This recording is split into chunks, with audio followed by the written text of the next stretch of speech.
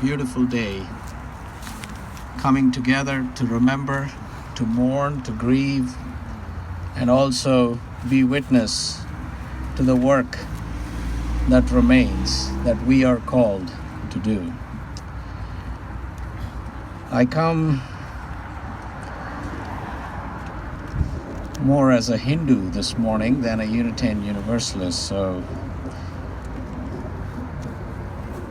because my Hindu tradition teaches me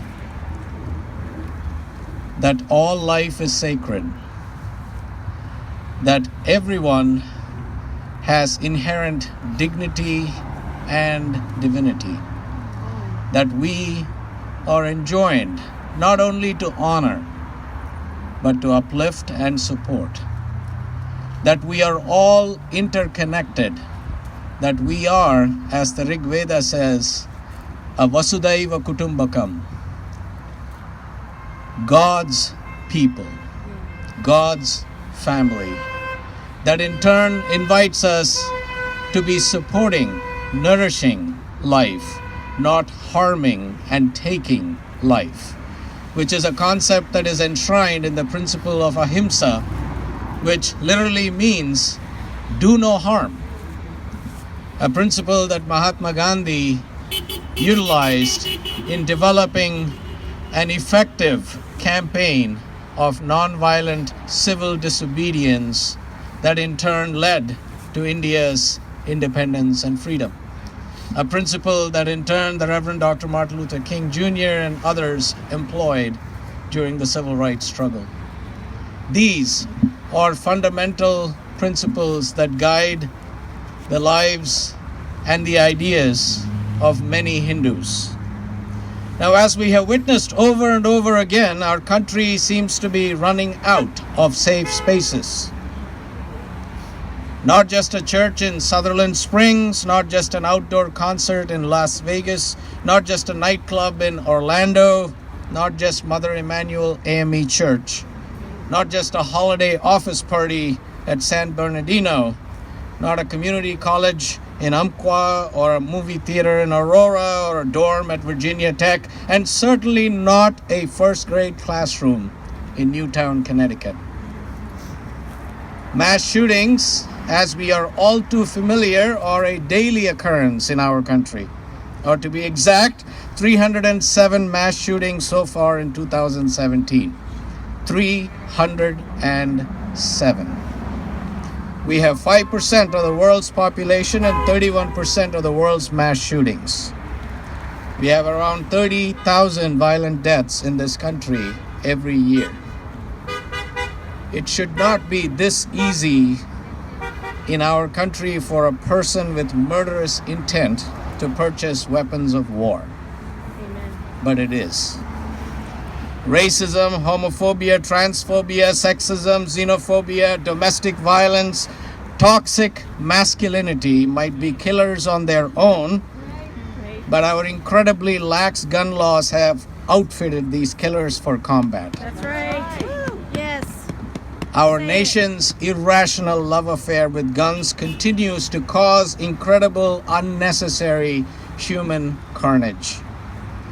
And as a nation, we have allowed wanton gun violence to go unanswered with legislation that could make a meaningful and sustaining difference in the lives of people.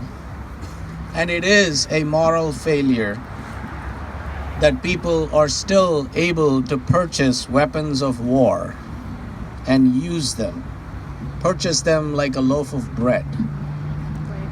The Reverend Dr. Martin Luther King Jr. said, by our silence, by our willingness to compromise principle, by our readiness to allow arms to be purchased at will and fired at whim, by allowing our movie and television screens to teach our children that the hero is one who masters the art of shooting and the technique of killing, by allowing all these developments, we have created an atmosphere in which violence and hatred have become popular pastimes. This was in 1965, folks. We can no longer tolerate the current state of affairs with guns and their trail of violence that mars the face of American life.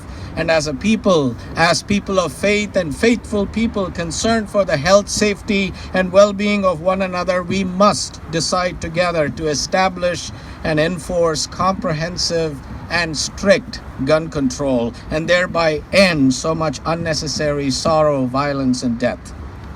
And if we as a people are going to be able to really know life, liberty, and the pursuit of happiness, then we must together somehow move toward agreement on rational and reasonable gun control that will limit illegal gun mayhem on our streets, our homes, schools, workplaces, churches, gurudwaras, and other public habitations. We all have a right, a fundamental right to live in a caring, decent, and safe society that protects the rights of all people to live in safety. And that right must take precedence over anyone's right to own assault weapons or high-capacity magazines that have nothing to do with self-defense or hunting and have no place in the hands of civilians. As people of faith, we are called to radical and revolutionary love. And we must love as an act of resistance, an act of defiance that we will not be silenced anymore. We must love in honor of all those who have loved and were silenced throughout history. And we must find the courage to protest the needless deaths caused by gun violence, for the power to rise above our fear that nothing can be done, and for the conviction to advocate for sustainable change. May we who are gathered here be strengthened by those around us and know that we are not alone. We be many, they be few. Let us remember that. We're not alone in working towards a world with less hatred, less fear, and fewer guns. We're not alone in seeking more freedom, more equity, more justice, more peace. May we know that our work will be a sign of hope. May we not refuse to do the something that we can do. I conclude with this ancient Hindu prayer that seeks to not only honor the inherent dignity and divinity and our interconnectedness, but is a prayer of hope, seeking that all be healthy, all be happy, all be peaceful, and that no one suffer. Om Sahana Bhavatu Sahanau Bhunaktu Sahaviryam Karvavahai Tejasvinamaditamastु Ma Vidvishavahai.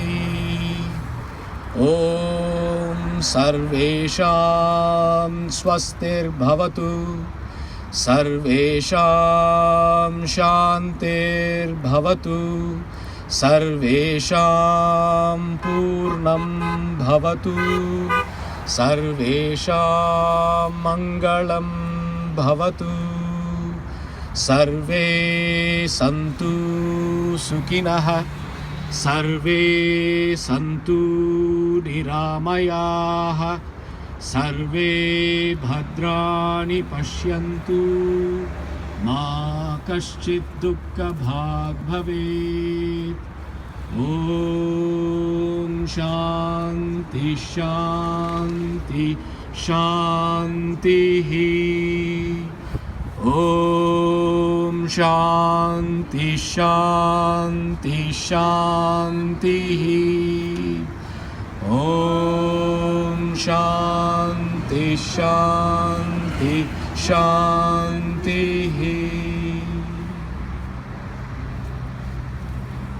So may it be.